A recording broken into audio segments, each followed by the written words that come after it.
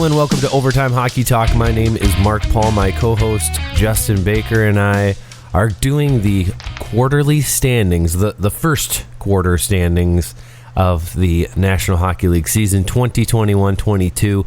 Justin, I cannot believe that we are at the quarter mark already. We're 20 games into the season, even more than that. Yeah, even more, exactly. I mean, most teams have played at least, well, I think really only two. Only the Islanders teams, have only played teams. 22, right? So yeah, 3 teams have only played less than 25 games at this point. I mean, it's crazy to think. We haven't done our power rankings show yet, so I'm embarrassed. I apologize on behalf of you and I to the listeners. Shame. So. Yeah. Well, you can only do power rankings so often, and if we had a blog, I suppose you could do them more often. But that's when are you going to do when you have to do tons of episodes about other teams falling apart? There's been so many teams falling apart this year. Doesn't it seem like, compared to other years, that there's a lot more really bad teams, like teams that are just so far out of it at this point? It feels, I don't know if this is reality, but it feels like usually at this point, it's like, all right, we've got like a couple teams in each conference, and then the rest of the teams are pretty close, and it seems like they all are still quote-unquote buyers. Like, oh, we're not going to be sellers. And even come like trade deadline, leading up to that, it feels like, oh, there's only going to be like 6 or 7 sellers or 7 or 8 sellers. But right now it feels like there's 12 already that could potentially be sellers, as a lot of teams are pretty far out of the playoffs. Just seems like there's a greater disparity between good and bad this season. But yeah, it's funny. The last show you and I were talking about Vancouver and Philly, potentially getting rid of their coaches, and what do you know? We turn around, right, and boom, and there's all these big moves, right?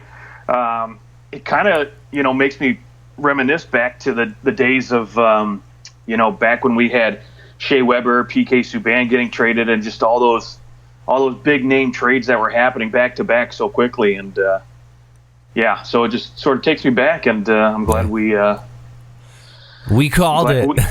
We called it. Yeah, let's put it that way. Wasn't that hard to call, seeing as those teams had high expectations and they're struggling beyond belief. I'm wondering when we start talking about the New York Islanders. That's going to be the next one. They have finally had their at one point it was, well, they haven't played any home games. Like, let's cut them some slack. 5-2 at home now. So yeah, things are looking real rough for the New York Islanders. But we'll get to there. I guess that's the for our power rankings. We starting at the bottom. Is that where we want to start? At number 32? Let's do it. Let's make it easy. We can roll through these bottom teams pretty quick, I feel like. And perfect. Well, my bottom team is actually the New York Islanders. I have them dead freaking last, and when you look at the standings, I know they've played 4 less games than Arizona, and Arizona still has 4 less points than them, or 5 less points. Arizona's freaking terrible. Arizona's my 31. But the New York Islanders were Stanley Cup favorites, and they are looking like bottom feeders right now. They've scored 46 goals, and they're supposed to be okay. They're supposed to be able to score some goals. 2 goals a game, not cutting it. They have this team. They went out and signed a bunch of players. Huge expectations, and this is where they are. I had to put them last. Yeah, I don't hate that, because when you look at, for instance, you look at the team that scored the least amount of goals in the National Hockey League, and that's the Arizona Coyotes. They legitimately only have really 2 players that would be in anybody else's potential top 6, top 9, really, in Clayton Keller and Phil Kessel. And when you look at the Islanders, they have a bevy of talent on paper where you think, okay, Anders Lee, Josh Bailey, Matthew Barzal, JG Pajot, they have enough talent on paper where you say, okay, cool. They should be able to put up a couple goals a night, but they're barely over 2 goals per game at this point, and it's tragic. And I mean, yes, they are, keeping goals out of the net, but it doesn't help when you're, losing games 1-0, 2-1. So, sorry, Islanders. I don't have them as low as you. So, I have the Islanders coming in at number 30 on my list, but Okay. at 32, I've got the Arizona Coyotes. Unfortunately, couldn't pay their taxes, so they don't get to go any higher than 32, in my opinion. They're in trouble. They're in trouble out there. It's not looking good. It's funny. I think it's literally just the city of Glendale is just pissed off that they don't want to build an arena there. And who could blame them? Glendale's Glendale's a nice city on its own, but it's not a hockey city. So See you later. Personally, I think they should go to Houston or Quebec, but that's another topic, another conversation. Is there a team, since their inception, they left Winnipeg in 95 when their first season. It was, I think, 95, 96 or 96, 97, one of the two.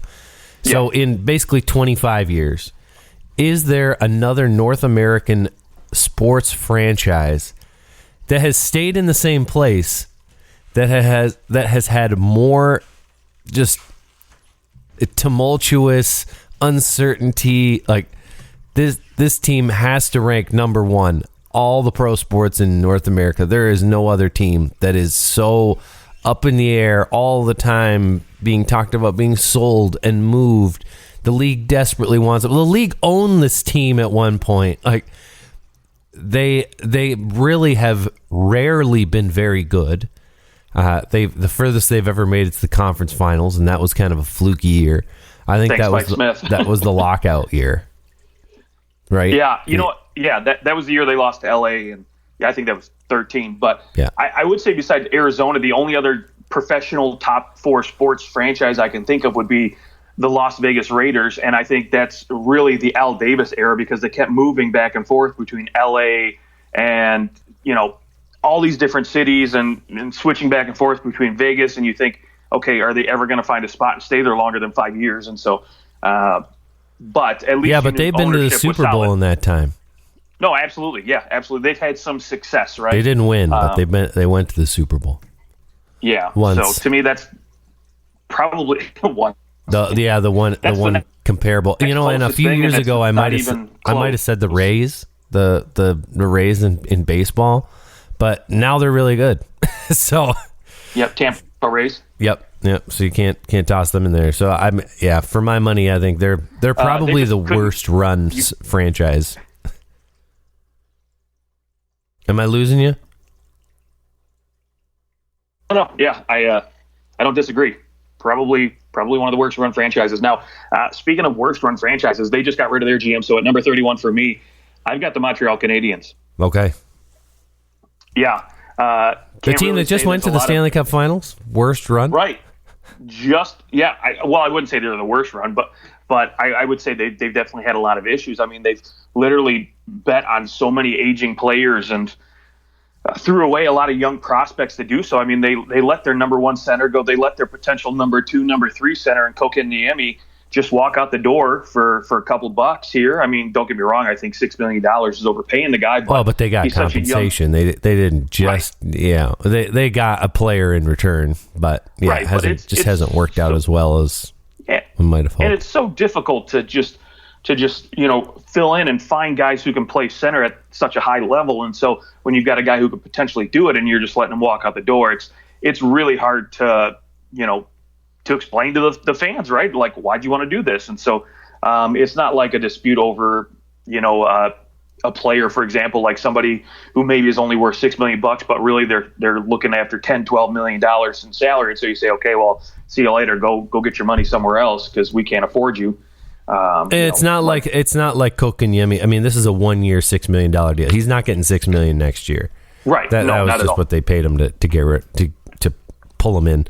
Montreal is my 30. So we're there together. They've been bad. Their expectations were, I don't think they were as high because of no Price, no Weber, and then of course losing players to free agency and whatnot. Like the expectations were a little tempered, but I don't think we expected them to be this bad. I think that we thought they could fight for a playoff spot, and then we'll see what happens from there once guys get healthy. But a playoff spot is no longer a potential. No. That flight has certainly taken off a long time ago. Who do you have like the 29, 28, 27?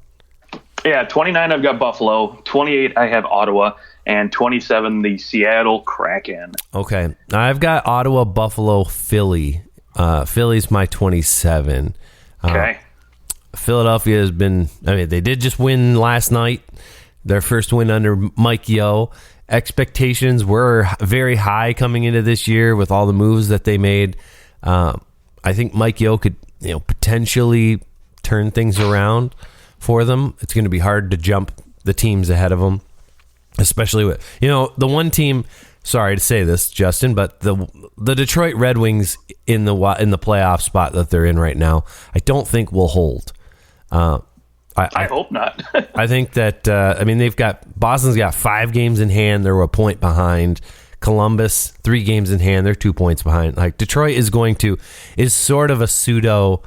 They're in this spot, but I don't think that they're going to be able to hold it. I think they're still doing very well, and I actually really like to watch them.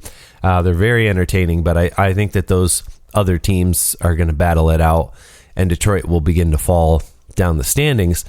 But Philadelphia has some other good teams to jump, and I don't think I see it. And their expectations being so high, I think that they deserve to be down here with the Sabres and the Senators. And my 26 is the Vancouver Canucks, so I'm kind of lumping all those teams in together. Like the Canucks and the Flyers, higher expectations, and they have all struggled. Okay, yeah. So for me at 26, I have the Flyers, so not too far out from where you've got them. And at 25, I've got Vancouver. So for me, Vancouver, I go a little bit higher just because they've started to turn things around. They got a couple wins here in a row. Yep, 3 in a row under Boudreau, yeah. Yeah. So, on paper, Vancouver's got enough talent to compete for a playoff spot, but they just weren't able to put things together. And guys just like Elias Pettersson just haven't really done enough this year. And so I'm hoping that, Boudreau and JT Miller can pull them out of the mud and bring them back into the limelight. So, I as much as I hate to say it, I'm with you. I think Detroit hopefully will falter, but I hope a team like Vancouver will eventually push to get in. Not necessarily think they will get in, but I would love to see them push because I think it's really important for the NHL when you have competitive Canadian markets. I think it's really a positive thing for the NHL as a whole. When you have literally 3 teams from California competing for a playoff spot, but nobody from California is really doing much outside of Edmonton and Calgary up there, it's kind of a bummer. I want to see, I'd like to see more Canadian teams compete for playoff spots. So that there's 5 Canadian teams in the playoffs right now. Right now, Winnipeg, I do have reservations about Edmonton, some of them. So Calgary, Toronto. Yeah, there are really bad Canadian teams though, like Ottawa, Montreal, Vancouver. Just terrible. Have been terrible. So I get your sentiment there. Yes, agreed. It is much better when Canadian teams are really good. It certainly makes for better ratings, that's for sure. People want to watch those teams. Yes. So after Vancouver, my 25 is the Chicago Blackhawks. Then the Seattle Kraken. I put the Kraken up at 24. I know they're still sitting down, ninth in the wild card here for the Western Conference. They haven't been great all year, but I think we've seen them kind of starting to turn things around. They've been better the second, like the last 10, 13 games than they were in the first 13 games. And I think you got to almost look at this team like you can't think, all right, Vegas did this, so why can't Seattle? No, it was insane what Vegas did. No one in sports does what Vegas did. Seattle is still a brand new team. All these guys are playing together for the first time. No one else has that. Even teams that have moved a ton of players, they still have lots of familiarity within the organization. There's no familiarity at all.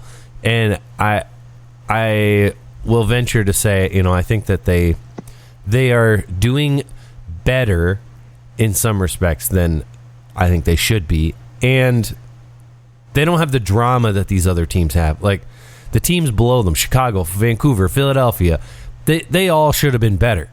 They're all firing everybody. Montreal's firing everybody. Like, the Islanders should have been better. And then you have Buffalo, Ottawa, Montreal, or Arizona, who were going to be bad outside of Montreal, but they were all going to be bad. So I think the Kraken being a little bit higher, because I think there's still potential for them to continue to get better because of the familiarity aspect. Yeah, what I will say is Seattle competes, right, every night, and they make it entertaining for people that watch them for the first time, right? They don't come out there and they get steamrolled every single night like a new franchise should, right? I mean, when you basically are picking third line guys and second line guys to lead your team here, you would expect them to get run over most nights. But yeah, I've been impressed with Seattle so far. And if Grubauer can put it together and start to figure out how to play goalie again, maybe this team will be a lot more competitive, which would be great. Yeah, it would be really fun to see Seattle really good right off the bat, have another story like that. But that's just not how it works. No, you got to take your licks at first and build from within. And while I disagreed with many of the moves that they made at the expansion draft, it's also kind of too early to tell. Like, let's talk 3 years from now and see what happens. Let's go your 23 through 20. So I've got 24. 24. Yep, Chicago Blackhawks. I gave them a slight little bump here in the power rankings just because Fleury gets his 500th win. So for me, that's a great storyline. That's worth it. One of the greatest goaltenders ever, in my opinion. So doesn't get enough respect. So I'm going to give them a slight bump. Just one of the nicest freaking guys ever too. Oh, I'm sure. I don't doubt that at all. Such a good guy compared to some of the '90s goalies where they were hotheads and he's just like. He's the flower. He is. He's so chill. Yeah. Yeah. And for a guy that's willing to basically go from a Stanley Cup contender and be like, hey, you know what? I'll go here. I'll do the team a solid and, go over to this franchise that I have no idea about. I'll tell you what helps $7 million. Well, yes, it does. Certainly does. So after Chicago at 23, I've got the New Jersey Devils, just one of the youngest teams in the NHL. And I've enjoyed watching some of their younger players like Mercer really tear it up early on in the season. They've been kind of coming back down to earth, in my opinion. A little bit disappointed this year in Mackenzie Blackwood and Jonathan Bernier. I would like a little bit more out of those two and that. But I think if they've got the right pieces in place right now, and I think they've got nothing but good stuff to look forward to in the future. Yeah, and that's what kind of happens with a younger team like the Devils have. There's not always that commitment to defense. So the goalies are kind of getting hung out to dry. Lots of high danger chances on them. So yeah, that's sort of par for the course. But you would like to, you got Dougie Hamilton, but Dougie Hamilton is probably more concerned about the offensive side as well. So even your veterans are more concerned about that. But nice story seeing Andreas Janssen putting up a really good year. Yeah, absolutely. Same with Jesper Bratt, and hopefully, again, with Jack Hughes signing that big contract, hopefully he can start to go on a tear here soon because it's going to look a little hard pill to swallow here for the rest of the season if he's playing at less than a stellar pace. That's for sure. Yeah, and I guess he's only been back for 6 games now since just a few getting games. Hurt, and in those 6 games he has 3 points, only 1 goal though, so that's where you need him. You need him scoring goals. So we'll see if that doesn't happen and this team continues to lose. I think maybe they don't fire Lindy Ruff this season, but I think you might see changes at the end of the year if they can't figure it out. But yeah, I personally have never been a huge Lindy Ruff fan, so. I mean, I was a pretty big Lindy Ruff fan in 1999. Right. You know, he was a pretty good coach. Yeah, that's about it. Back when the playing style was very different. I think he's a really good assistant coach. I think that's yeah. That's a good way to put it. He was the longest tenured coach in the NHL at one point with Buffalo. Now, Buffalo had a really good team in the late 2000s, a really good team, and he did it with players that almost he had basically like a New York Islanders kind of team. That Buffalo Sabres Danny Briere, Ryan Miller, that was fun to watch. Yep, they were fun to watch. They didn't have that high profile superstar, but they did it from a team standpoint, and they had a really good goalie. So they were fun to watch. I didn't like them because they always beat the Leafs. I do miss those black and red uniforms. I will say that. So. Oh gosh, those ones with the white saber face on the front. Loved them. I've got New Jersey 23, the Kings at 22, Blue Jackets 21, and the Sharks at 20 to round out my bottom 13 teams. Okay, I don't hate it. So I've got Columbus at 22, San Jose at 21, and the Kings at 20 again to round out the bottom 20. Okay. Interesting. Why the Kings over the Sharks? So what I will say is I think long term over the course of the season, I think LA's poised to have a little bit more success. They've been struggling as of late. And for me, I still don't have enough faith in San Jose to really pick it up and, continue this success. I watched their game and it's just, they're fine. They're not playing horrible hockey or anything, but, they and LA are one of the least scoring teams in the league. LA at 25 and San Jose at 23, and I figured LA would be there. They've never been a high scoring team, anyways. But LA's got slightly better numbers as far as goals against are concerned. And I mean, outside of that, I think everything else, San Jose might have a slight edge on. But again, I watch LA and I think I like their depth down the middle. I think they're poised to have a longer run. And unfortunately for me, I think right now with San Jose's issues with Evander Kane, are they going to play him in the AHL? Are they going to let him just sit out, try to find a trade partner? And then you also look at Tomas Hertl. I think, honestly, that's going to be a headache for them over the next, couple months. What are they going to do with this guy? Are they going to get him re-signed? Are they going to trade him, so they don't lose him for nothing, or just hold on to him to the playoffs? I think that's going to cause a little bit of drama. And so, outside of Timo Meier and Logan Couture, I don't think this team has much that really leads me to believe they're going to have sustained success over the course of the year.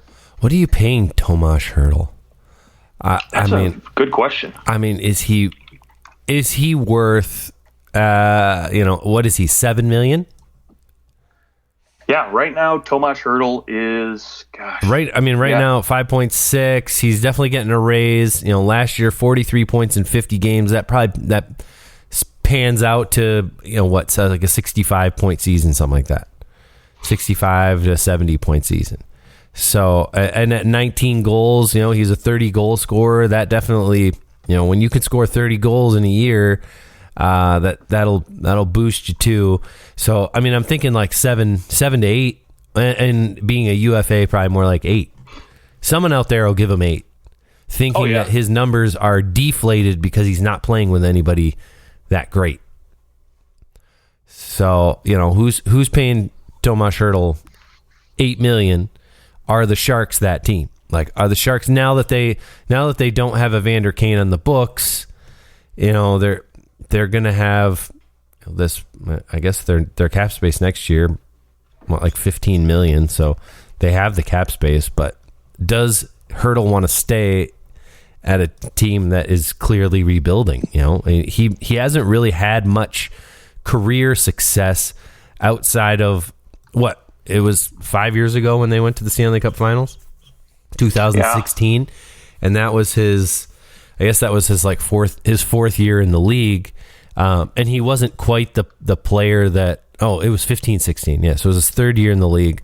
It was he was just coming out, and that year he was really good.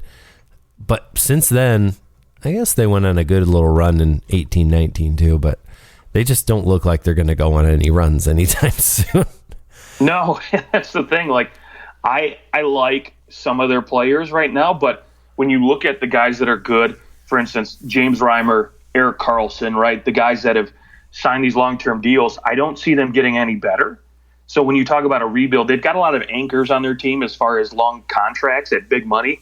So it's going to be very hard for them to rebuild quickly. And so if you're Tomas Hertl, especially at 28 years old, you're thinking, okay, this is my last big contract, my last chance to sign a long-term deal. So I've got to go to a team where I know they're going to have success in the immediate future. Right.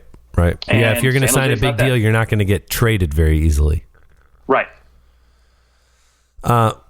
One quick note: Columbus at 21. I feel like Columbus is. I mean, they've been amazing at home, 9-3-1. They've struggled on the road at 4-8. But the Blue Jackets are one of those teams. Like, out of all the teams that we just listed in that bottom 13, the Blue Jackets are the one team that I think could. I don't know why, but it just seems like they could just start winning, and they could actually. They're very much in competition for a playoff spot in my mind. Where that team, for whatever reason, they just seem to be able to pull things together and win some games. They're 2 points out of a playoff spot right now, and it feels like the Blue Jackets shouldn't be good, but they're like quietly moving their way through the standings, and they are where they are, and they absolutely could make the playoffs. Like, they're 2 points out with 3 games in hand. Yeah, they got to jump the Boston Bruins as well, but they have shot, especially when they're getting as good a goaltending as they got from Elvis Merlikins the other night. So I think he made 48 saves or something like that. Oh my gosh, he's been great this year. And to your point too, they love playing the spoiler, even in the days of Torts back there behind the bench. And so when I look at this team, right, you look at the success they're having now with Boone Jenner and Jack Roklovich as your top 2 centers. And they're doing this without Patrick Laine, too, right now. So they get a healthy Laine back, a guy who's having a pretty good year up until, getting hurt. Boy, like you said, they could spoil a few teams' chance to get in the playoffs. Yeah, and if they don't, they've got Max Domi that they could probably deal. And Max Domi has kind of quietly put together a decent season. I mean, he's only played 15 games. But in those 15 games, 11 points, and you're in a spot where if you could trade Max Domi and maybe get a second round pick, and I think you'd be pretty pleased with the way that the beginning of that trade kind of went the first little while, where especially under Torts, Max Domi was really struggling. I think now you look at it and you go, okay, I think we can salvage something. He's been pretty good the last 15 games, like in these 15 games that he's played. I know he got hurt for a little while, but he's been quietly good. So I wonder, does he re-sign? Are they able to re-sign him? Because like you said, scooping up a center somewhere is a difficult thing to do. But also, maybe he's just a trade piece and they're able to bring in more assets, but we'll see. Okay, let's go into the top 20. Who do you have in your 19 through 16? 19 through 16. All right, let's roll out 4. So at 19 for me, I've got the Detroit Red Wings. So do I. With you. I do as well. Yep. I think eventually they are going to slip out of the playoffs, especially with the teams behind them, Boston, etc. And I think that's a good thing. I think it's good for Detroit to be competitive, but still, you don't want them to be too competitive, because for any team rebuilding, if you're in the middle every single year, that just slows the rebuild. So, maybe this was a little bit faster than Detroit expected for them to be in, where they are in the standings. So hopefully, again, end of the year, I think they'll come back down to earth, especially after taking a beating last night from Colorado. You just kind of see the difference as far as, where they are versus where the top teams are. And so I will say this about the Red Wings. The reason that it's fine if your rebuild accelerates, like I would say the Toronto Maple Leafs, their rebuild accelerated because they got Austin Matthews, and Mitch Marner turned out to be such a stud. and Nylander developed faster than they thought. That is a good scenario. When the players you draft end up being even better than most people thought. Lucas Raymond, way better than, like, he's the best player in that draft. He goes number 1 overall. He is phenomenal, and him and Seider are the reason that the rebuild looks like it has accelerated. And that's okay. It's just not okay when your rebuild's accelerating because the players you signed to 1 year, $1 million deals are having career years all over the place. And and you can't stop winning, but you don't want to win because you don't actually have anything. You've just got empty coffers once the season's over because those players are going to piece out and go to a contender. But the Red Wings rebuild is being accelerated by their young players. So I don't think that they're not going to be last. They're going to be somewhere in the middle, but the reason why is because of their young players, and that's a great thing. That's a really good thing. I would love to see the Red Wings in the playoffs. I would love to see them make the first round. Even whatever they're going to go and you're going to play the Panthers or the Rangers or something. Or who cares? Who cares if you get swept? If they could make the playoffs, it would be magical if Raymond and Seider were able to lead them into the playoffs there. But I do think you're right. They're going to start to drop here. It's because they've played so many more games than everyone else.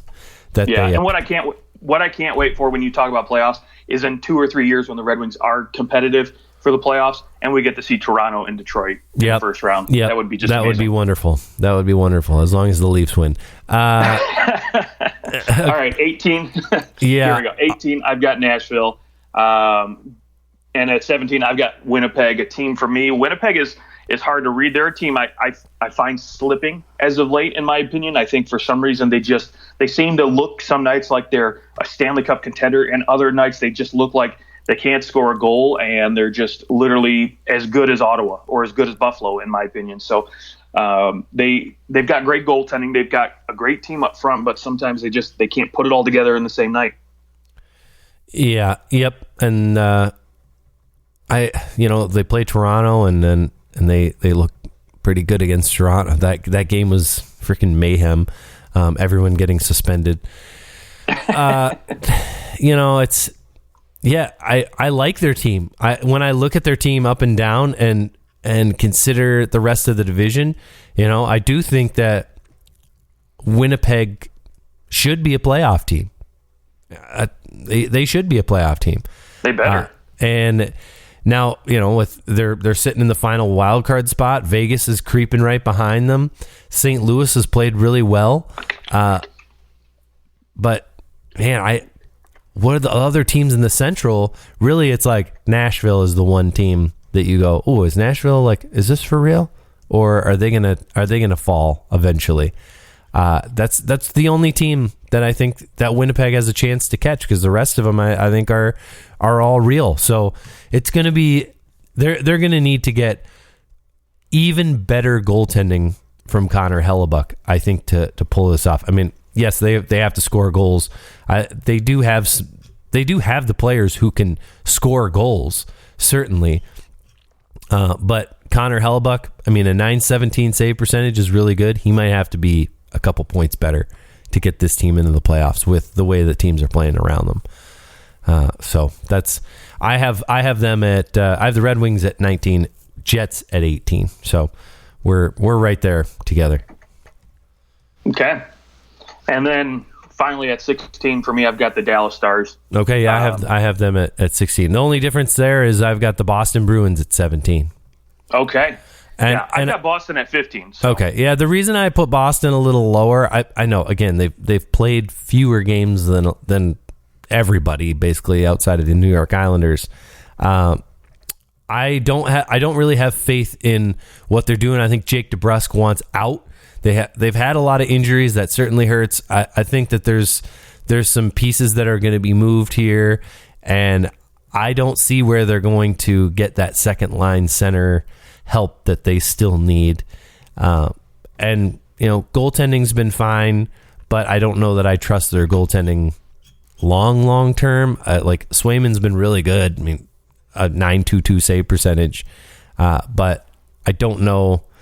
I just don't know about this team. I guess outside of that top line, there's just nothing. There's really nothing there. Taylor Hall has looked like he looks like the Taylor Hall played for the Arizona Coyotes. So I don't know what to think about the Bruins, but I think they'll make the playoffs. Do they scare me anymore? Not really. I think that they just I could eat my words and the Leafs will play them in the first round.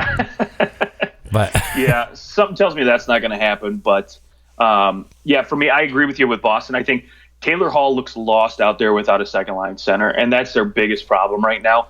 Now, goaltending wise, I'm not really too worried because even though Allmark has looked okay, Swayman's looked good, not great. He's looked good, especially. I mean, I would say he looks great for as young as he is, playing as well as he is right now. But they've got Tuukka Rask skating right now, and they've got Tuukka Rask, close to returning, and they are going to get him signed. They are going to bring him back, and they're going to have a three-headed monster. So I think that's only going to be a great thing for Boston because still, I think Tuukka Rask is still an elite goaltender. And when you bring in that level of talent, even just in goal, it's going to help cover up a lot of deficiencies that they have as far as, depth scoring is concerned. Very true. Yeah. I mean, ultimately, find a second line center and you might change my mind about the Boston Bruins. Okay, let's see. I've got the Dallas Stars at 16. I think you had them a little lower. I had them at 16 as well. Oh, you had them at 16. Yeah. Yep. I mean, they've been rolling right now. They're 7-3 in their last 10. They look much, much better, and they've been phenomenal at home. I can definitely see a scenario where this team makes the playoffs. Certainly, they've been really good. I think they might need a little bit of help. I think you'll have to see again. It's like for Winnipeg. I mean, Nashville being way better than they are or than they were expected to be is kind of throwing a wrench into the Central. I mean, we knew Colorado would be really good, and Colorado's finally figured out their life. Minnesota, I don't know that we expected them to be this good. Like, they've won 8 in a row. They've only lost a total of 7 times in the first 26 games, once in OT. Minnesota's been fantastic, but we knew that they would be really good. We just didn't think that they would be top in the division. But I mean, right now this division's got 5 playoff spots, and Dallas wants another one of them. It's you're going to have to beat out teams in your division. So that's where apparently the Central Division might be the best division in hockey. I don't know. There's the high end in every division is so elite, and then the low end is laughable. Like I feel like there's a growing disparity between the top and the bottom here. But again, so the Dallas Stars 16. Let's go 15 through 12. Okay. So I had Boston at 15. At 14, I've got the Anaheim Ducks. I'm not completely sold on them yet. I think they're still fun to watch, and Trevor Zegras is just a treat. I mean, it's funny with Anaheim. You had Troy Terry just ripping through, scoring every single night, it seemed like, to start off the year. Then he goes a little bit slow, and now all of a sudden Zegras is just a dominant force to be reckoned with. So good for Anaheim. However, I just don't, again, see long-term success for them as far as being able to, keep this number 2 spot in the Pacific forever. I think they will come back down to earth a little bit, but they do have John Gibson, so I could be wrong about that. That's it. I mean, they've got John Gibson, and he is, I mean, he's looking as good as he has in the last 5 years. He's been great, and I think he has room to be even better. Yeah, I agree. And Anaheim is so interesting. I don't think that they expected to be this good because they've got Lindholm, Manson, Raquel. They've got 3 of the biggest UFAs. They're almost like Nashville was last year, where I guess coming into the year, people thought Nashville would be okay last year. And then they really struggled. And everyone was talking about all their UFAs. And then all of a sudden they started doing really well, and they didn't end up trading any of them. Anaheim's kind of the same, but coming into the year, everyone went, all right, Anaheim could be a a really important team come trade deadline because they're going to be the kingmaker. Like if you get Lindholm or Manson, that's going to solidify your top 4. If you can get Rickard Rakell, I mean, he can step into any top 6 and make them better. And now, I mean, those guys aren't going anywhere. I don't see them dealing them unless they go on a free fall, but a free fall does not appear to be coming. I understand Vegas has not been as good because of injuries, and they're coming on, like they're going to figure it out. They've hung around enough where now they're getting healthy and they'll start to improve, and then they'll get Jack Eichel back, and all of our jaws will be open the whole time we watch. But Anaheim is just they've been good. They've been good in every aspect of the game. So I don't see them really like dumping out and falling too far. I don't know if they'll be number 2 in the Pacific, but I have Anaheim actually right in my rankings at 12. I think they've just been so good, and I think they deserve to be ahead of some of these other teams, just based on what they've been able to do. And Ryan Getzlaf is, fighting Father Time right now and having what will probably be a last hurrah type of season. Not that he's going to retire, but he's just been playing so good. And I think when you consider that, it's one of those, you better do what you do with this. I mean, even though he has the one goal, I know he's on IR right now. It is really funny to see somebody with 1 goal and 19 assists. The guy can't score for his life, but boy, can he set guys up. Now Troy Terry was scoring every single night, so why just feed him the puck, right? And that's what was going on. Yeah, exactly. Okay. So, sorry. Go 15 through 12 again, quick.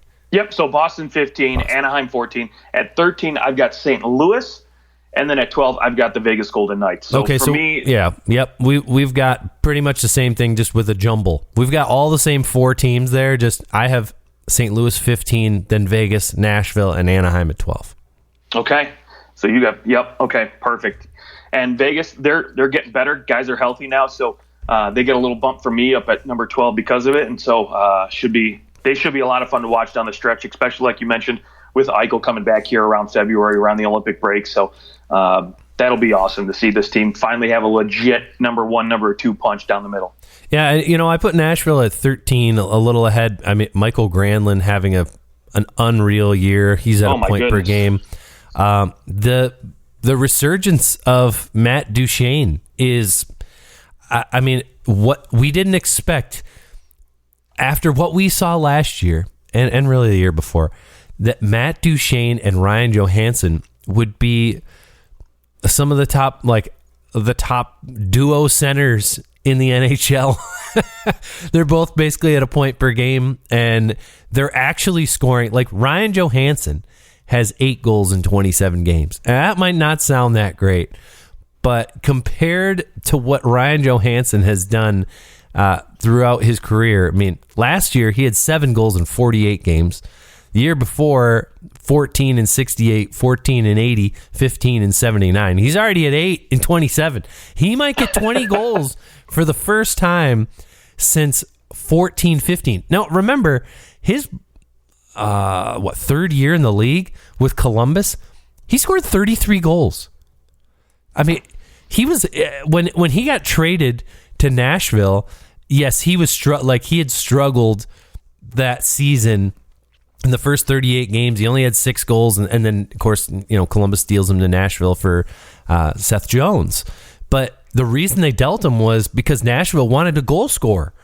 They thought they were bringing in this guy who they could get to score 30 goals again, and he's never broken more than 15 goals in the 7 years that he's been in Nashville. It might be this year. And boy, one unexpected turn of events for the Predators. It's been fun. And, they've done it without Philip Forsberg's only played 18 games. Well, he's, missing 10 games with probably your best goal scorer it makes it equally as impressive. And it makes it even harder come trade deadline time, too, because they don't have this guy locked up yet. So, Sure. I don't think that they're going to, in my mind, Nashville doesn't seem like they've ever really worried about being able to sign people that play there. Like, people love to live and play in Nashville. I don't know that they're worried. I think that, they now, of course, if they're where they are in the standings at trade deadline, no way in hell is anyone going anywhere. In fact, they'd become buyers because David Poyle doesn't have much time left here. He's not going to just sit back and hope that they're good in 5 years. Like, he's not going to be around. He's going to make some moves. He's going to try and with the way this team's playing, they're going to get rewarded by bringing in somebody. And Nashville they've done enough in previous years to keep some decent prospects around, and they've got some things. So Nashville's really interesting to me.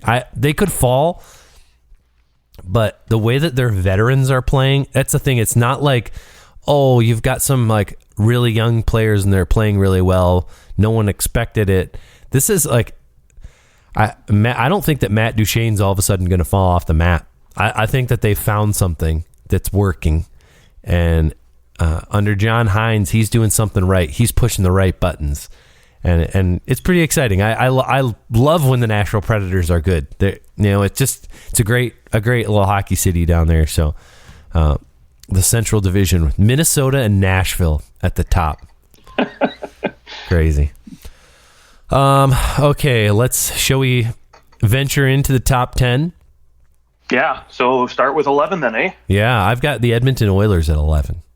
Okay, so do I, actually. All right, yeah, I mean, I have them outside of the top 10. I think probably like 3 weeks ago they would have been in the top 10. They've just had a really rough stretch, and my assumption is the stretch doesn't continue, and they'll kind of figure things out. But yeah, I couldn't put them in the top 10 because of their last 3 weeks. And I mean, we only have so many weeks in the season so far, so has to weigh pretty heavily. Yeah, and it's funny. You mentioned earlier about a guy, Ryan Getzlaff, right? Only 1 goal and so many assists. Ryan Nugent-Hopkins, 2 goals and 21 assists. Talk about disparity. Every time I look at Ryan Nugent-Hopkins, I just can't think of a guy who used to play hockey with, Chandler Kitchen. Yeah, that guy looks exactly like him. I just saw his picture and I had to throw that out there. That is funny. Yeah, and with the Oilers, I think that they just beat what? They beat Pittsburgh, and then they go and they've rattled off 4 losses in a row. They lost to Minnesota. Okay, fine. They lost to Boston, but you lose to Seattle and to LA. You get beat up by LA.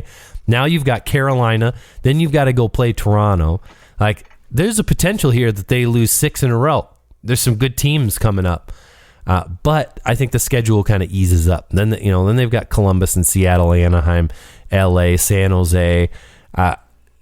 I think that they'll be able to put together some wins here again. And it's funny, some of Edmonton's downfall here kind of, it feels like it sort of started back. The Red Wings beat them on November the 9th. I went to the game, and they did a really good job at containing Connor McDavid and Leon Draisaitl, and stifling the power play. And since then, it seems like teams have kind of been playing the Oilers a little bit differently. So maybe the Red Wings had the book on the Oilers there for a minute. Yeah, Toronto, speaking of Edmonton's power play, man, Toronto's creeping up there. They're at 29.1%. Edmonton has dropped down to 32%, so maybe Toronto's got the best power play we've ever seen. Yeah, Toronto is starting to they're starting to move the puck much better through the seams there, and John Tavares out front. I mean, that's when you have John Tavares getting to every puck, man. It's like he's like Dino Ciccarelli in front of the net right now.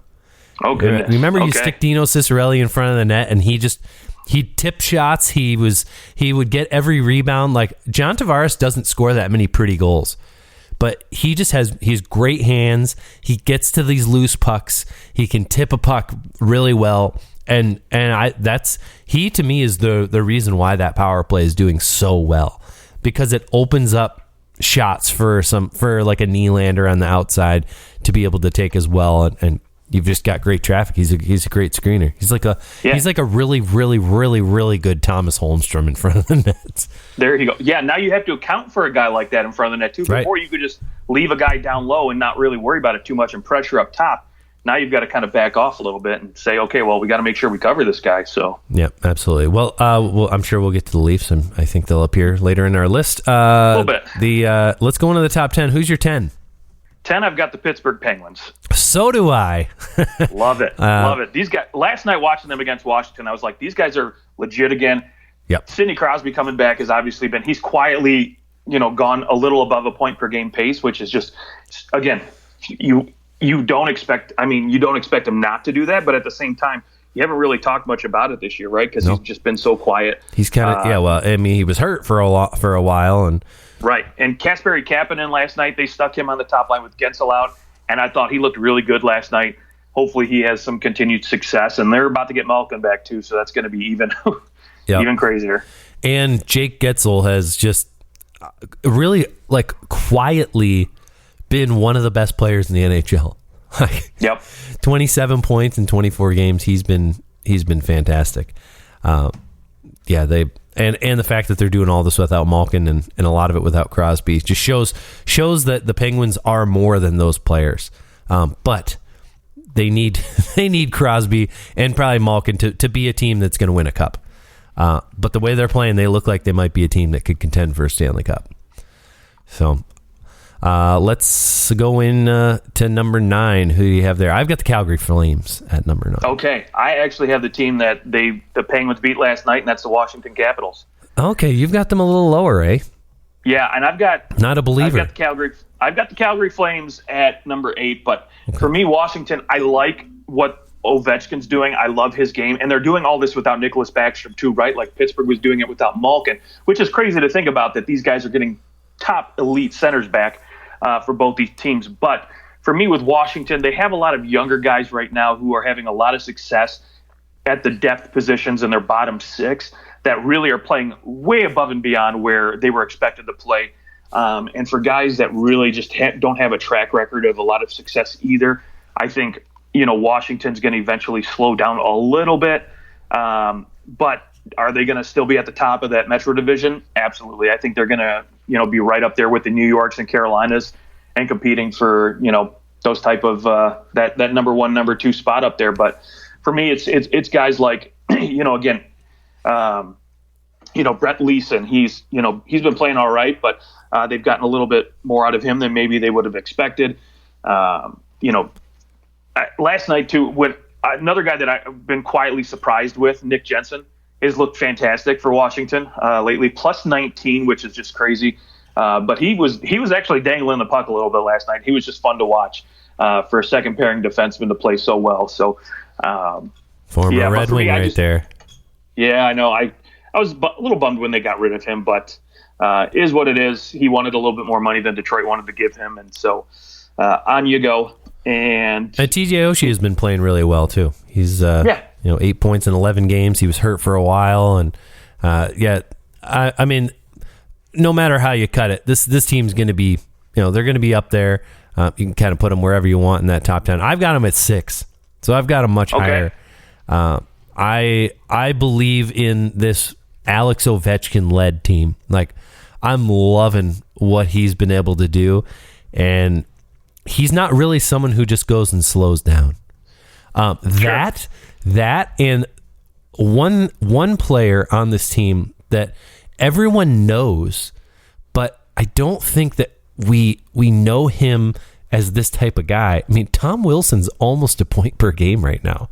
He is absolutely, barring injury, going to shatter his previous career high of 44 points. And I don't know about the goals, 22 goals. He'll probably end up with more than that. He's got 9 and 27 right now, but he's putting up points, and he's been involved in the offense much more than he has in previous years. I mean, he hasn't played a full season since 16-17. He played 82 games. Now, granted, of course, no one played a full season the last couple of years, but If he can play this full season this year, I mean, you might see him potting 60, maybe even 70 points. And if that's the case, boy, did they, the deal that he signed that people went, oh, I don't know if you want to pay Tom Wilson $5 million.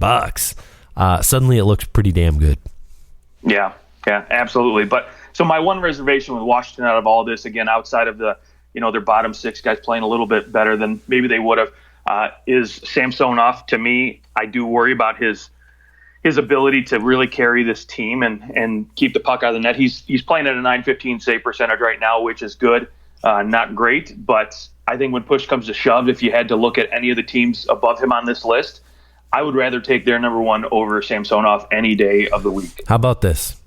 How about Marc-Andre Fleury gets dealt to the Washington Capitals? Oh my goodness! Would he take that trade? Would he say, "Nah, I just couldn't. I couldn't go"? That would be fun. That's a tough pill to swallow for sure. But it would be fun to watch. A guy who's 11-2, a .915 save percentage. I don't see them going out and spending a bunch on a goaltender. I mean, they also have Zach Fucale, who's got one game played and he's got a shutout. So maybe they should play. No, listen. I think honestly, if Washington's got a move to make, they can go down and get Khudobin from Dallas. I think they've got 18 goaltenders right now, so they could use to lose one with Ben Bishop coming back. So, well, I think if you're Washington, you're spending your resources on bringing in another forward. Oh, for sure. Yeah, absolutely. And as far as, I mean, they've got like $4.4 million in cap space. So they do have some. They've got some room to work with, and as far 4.4. So they could bring in a really good player, especially if a team's willing to eat half. They could definitely improve up front. Pretty much every team could use another defenseman too. It's just par for the course. Let's trudge through this the top 10 here. My number 9, I had the Flames. Number 8, I've got the Colorado Avalanche. Okay, I've got Colorado at 7. Okay. 3 games in a row scoring 7 goals. Crazy. So, I mean, I had to put them at number 7 just for that reason alone. Hey, there you go. Now the highest scoring team in the NHL, Colorado Avalanche. Yeah. They surpassed the Minnesota Wild, surprisingly. Would have never guessed that one. But, for me, Colorado's, like you mentioned earlier in the show, they're finally figuring it out. They're getting healthy. Everybody's finally playing where they should be. And if they can figure out their goaltending, they're going to be really, really dangerous. Yep. And then you've got Nazem Kadri like 4th in the league in scoring. That you're doing. Right. You're doing pretty good. Not that Kadri's not a good player, but to have him be where he was and currently is, 34 points right now. He's behind McDavid, Draisaitl, and Ovechkin. Unbelievable what kind of year he's been having. Pretty cool. And I believe he's a UFA. Is he a UFA at the end of the year? Let me take a peek. I don't know. That's a very good question. I feel like he might. Maybe he's got one more year. He's a UFA. He's making $4.5 million this year. Let's assume that he just goes and continues this pace, ends up with 100 points, but probably be about where he is. So is Nazem Kadri going to get paid over under $9 million? Oh, I'll take the under for sure, just because of his track record. If he gets 100 points, you don't think someone would be willing to give him $9.5 million for like 4 years? Maybe Seattle, because they desperately need a top line center, and so I could see Seattle doing it. But anybody else, I think he's probably between $7.5 and $8 million, given his track record. I guess as far as his production. Yeah, we'll see what he does in the playoffs. Exactly. He's got to be able to make it through a round without taking someone's head off. That'll do. Okay, let's. I've got Colorado 8. You have them at 7. I've got the Leafs at 7. Okay, I've got the Leafs a little higher. I'm surprised, but okay. I love it though. Yeah, I got the Leafs down at 7 because you look at the teams ahead of them, and frankly, Tampa Bay just beat them. Florida has been unbelievable. I can't put them above them. The Rangers, the teams that I have ahead of them they've all been great. I would take any of these teams in the top 7. Any of them could win the Stanley Cup here. Everyone's so close. I guess for the Leafs, the the tough thing is right now is some some injury suspensions and whatnot. But you just love to see what these other teams ahead of them will do, because like Tampa Bay doesn't even have Kucherov and they're doing what they're doing. Right, or Braden Point. Right. So, whereas, I know the Leafs lose to them, they're Marnerless, but the Lightning don't have Kucherov. So, the Lightning to me are still the better team there, and the other teams I have ahead of them on my list, I think are just teams that are at this point look more poised to win. So, yeah. Okay. Or or are first in their division, and I just can't ignore that, where the Leafs are third. I mean, their division at the top end, Florida, Tampa, Toronto, I don't know if there's another division where you're more scared of the top three. I mean, that's just ridiculous. Yeah, and it sucks the way the playoffs are set up, because now you've got to basically have that 2-3 matchup, right? So you're going to lose a Stanley Cup contender right after the first round, which is just crappy. So for me, I've got Toronto at number 6. They just get a slight bump over your number 7. I love everything about this team. I think they could have a lot of success in the playoffs. The only concern I have right now, I shouldn't say concern, is if they can have success in the playoffs. Well, yes, but I mean, lately Jack Campbell's been okay. I mean, he's letting he's 3 been or more goals in the last 4 games, and so they've got Mrazek starting in their next game here. So he still has a 9.35 save percentage and a 1.99 goals against. Like, we'll give him. He also has been. Yeah, I feel like he's kind of had to carry this thing a little bit. You can give him some grace. Yeah, for sure. Yeah. So at number 6, the Leafs for me. At number 5, I've got the New York Rangers. Okay. Number 5, I've got. Number 6, I've got the Capitals, and then heading into my top 5, I've got the Carolina Hurricanes. Ooh. Okay. Yeah, and you have the Rangers at 5. At 5, yeah. Okay. I love this Rangers team. I obviously picked them to be one of the. I think I picked them at the beginning of the year to be number 2 behind Carolina in this division. For me, the Rangers are a lot of fun to watch up front. They've been carried a little bit by their goaltending early on in the season, with Shesterkin just doing a lot of the workload. Now Georgiev has been okay. I think he can be better this season, and if he does manage to pick up his game a little bit, they obviously will be really dangerous in that back end. Have a great 1-2 punch, and he's still 5-1-1. He's got over a 3 goals against and an 8.96 save percentage. So he hasn't been that great, but he's still winning. Right, because this team up front is really good. I mean, and again, it's when you look at all the teams ahead of them on this list, as far as power rankings are concerned, I could just roll the dice and swap any one of my top 5 at any other number, and I would still be okay with it, because that's how well all 5 of these teams are playing right now. Yeah. But for me, the Rangers are my wild card to go to the Stanley Cup final. I think they would just be so much fun to watch with Panarin up there.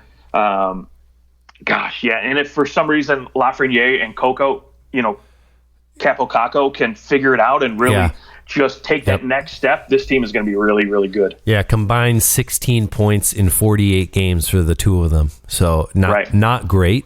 If they can hit their stride, then suddenly this team becomes maybe the favorite. If both those guys were like, oh, they're legitimate, like top 6 forwards, this team really changes. And I mean, you gotta love Chris Kreider, 17 goals. He's like the opposite of Ryan Getzlaf. 17 goals, 4 assists. I'm not going to pass anybody the puck, but I will shoot. 17 goals through 26 games. I mean, he's on pace for a 50-goal season, which would be pretty spectacular. I don't know if that's totally in the cards. Shooting at 22% right now, but we'll see. Yeah, I've got the Rangers at 4. So we're close there. I've got Carolina down a little bit. They haven't played. They've won 3 in a row, but the middle of the quarter, they were losing a little bit. They great defensive team though. Holy smokes! Only allowed 55 goals through 25 games. Barely 2 goals a game that they're letting in. They've been very good. I just give the Rangers that slight edge because I think that the Rangers superstar level is just in a different. It's just a little different. Like when you've got Artemi Panarin, I think Artemi Panarin is better than anybody that the Carolina Hurricanes have at the forward position. Oh, I won't disagree with you there. Absolutely. And goaltending wise, Frederik Andersen has played really well. I think Shesterkin is just on a whole nother ball. Like Shesterkin has been great. He is probably my favorite for the Vezina right now. Okay, I love it. He's been that good. Frederik Andersen having a great run here, but he is a streaky motherfucker. Like he, man, that's my worry. And come playoff time, Frederik Andersen has never been able to do it. So we'll see. That's just always going to be in the back of your mind with Frederik Andersen. Okay. All right, cool. Let's go top three. Well, I've got my number 4. I haven't touched on. That's the Tampa Bay Lightning. Okay. So I only give the teams above them just a slight bump just because, again, Tampa doesn't have Braden Point. They don't have Kucherov. They're playing some really, really good hockey. And yet they won 5 in a row. Yeah. Only lost once in regulation in their last 10, 11 games. Yeah, doing pretty good without those two superstars. But just overall, I think I do have some concerns about their bottom 6, their ability to give that production when push comes to shove, as far as playoff time, when it really gets to a grind, when we get into February and teams have to grind a little harder. When they've got Toronto creeping up on them right now, I think it's just gonna. Here's my thing though, is that isn't their bottom 6 in their top 6 right now, and so they're going to go back into the bottom 6 once those guys come back. So they're only going to get they're going to get shuffled around a little bit. And some of those guys, I feel like Corey Perry, he's been great this year, but a guy like Matthew Joseph, Russ Colton, I think these guys are only having any kind of success right now because they get to play some better minutes with some talent like Palat and Stamkos, and that's definitely helped their production. And so when they go down into that bottom 6 and they have to produce again, and they don't really have a superstar or top 20 player to play with, are they going to be as successful? And I don't see it. And so that's why for me, I just have to put them a little bit lower on the list than maybe some of the 3 teams ahead of them. Okay. I have them higher. Okay. I don't hate it. All right. Who's your number 3? Number 3 is Carolina Hurricanes for me. Okay. You got them up there. Well-rounded team. I think you look up and down, they probably have the best top 9 in the NHL as far as when I look at the lines that they can roll out right now. I have no worries about what 1, 2, or 3 line they're going to throw out there at any given time, because when you've got Trocheck, when you've got Martin Necas on your 3rd line right now just doing what they're doing, it's just a lot of fun. And they've been one of the best road teams, and that's huge. Yeah, they could actually be better at home. So that's just defensively, they're just ridiculous. Yeah, and they don't even have Brett Pesce right now or Tony DeAngelo. So if they get those 2 guys back, and even Jake Gardner, I mean, it's going to be unreal when they get their defense healthy again. It's just unfair. Yeah, they've been very good. I've got the Minnesota Wild at 3. I mean, leading their division. What can I do? They're playing the teams. They've won 8 freaking games in a row. What can you say? They've been great at home. They've been great away. They can score. They've scored almost 4 goals a game, and they're playing some pretty good defensive hockey too. A plus 27. There's only one other team, I think, that 2 other teams with plus 27. That's the Calgary Flames and the Florida Panthers. So, just they're playing great hockey, and I think they match up really well against other teams in their division. They're the one team that can really give Colorado hell because they're really fast and really skilled as well. I think that the Minnesota Wild will look to add here at the deadline. No, I agree. You'd have to. They have earned the right to have someone added into their top 6, or at very least like round out that the top 9 there. Defensively, they're pretty good, but they could use some depth scoring. Wouldn't be a bad thing. They're certainly carried by the top 6. Yeah, and what I do like about Minnesota, and I actually have them up at number 2 right now, they can win games almost in any fashion, right? When you look at Edmonton, if they have to grind, if Edmonton's got to grind out wins, they're going to struggle, right? But if you look at this Minnesota team, if they have to go at you fast and play a skilled game, they can do it. If they have to grind out those 2-1, 1-0 games, they can do it, right? So they have that ability to win any kind of way and play against any type of team and really stay in the mix. And that's scary when you think about, when it comes time to playoffs, because now not only can they beat you with high-end skill, but they can beat you if they got to grind you out too. There you go. That's a great point. Okay, so you got Minnesota at 2. Sorry, who was your 3? Carolina. Okay. Well, and I guess that leaves us with only your number 1. But before we get to that, Minnesota's my number 3. The Florida Panthers are my number 2. Wow. Okay. Well, Florida Panthers. I assume they're your number 1. Yes. Yeah. They've been great. They've won. Again, you talk about a team who's won games any which way. They've done it. I guess their one knock. They've really struggled on the road. They have won only 4 out of 11 games on the road, and that to me is that could be concerning. As we go forward, they're 14-1 at home, which is just unreal. They did win their first 10 games in a row. So they obviously their record is a little inflated because of that, but still 8-4-4 outside of that is still fine. But that does mean that they have won as many games as they've lost in the last 16 games. So. Well, they have been really good, and I have to weigh the entire first 26 games because it's quarter ranking. I do think that there's some reason to be a little concerned. Not that they're going to fall or falter, but like those first 10 games have inflated their record a little bit. But they deserve to be here in this top 3. They've just been so good. But my number 1 is actually the Tampa Bay Lightning. Okay, they won the Stanley Cup. They're rolling again. They're doing it without their 2 best players. And in my mind, assuming they get those 2 players back, they are once again the favorite to win the Stanley Cup. So, there's no reason not to pick them to be the favorites, right? When they are healthy. You can't bet against them right now.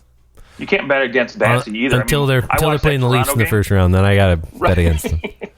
Yeah, I watched that Toronto game the other night. And Vassy just stole the show, in my opinion. Yep. And when you got to play that guy in the playoffs, oh boy. Yep.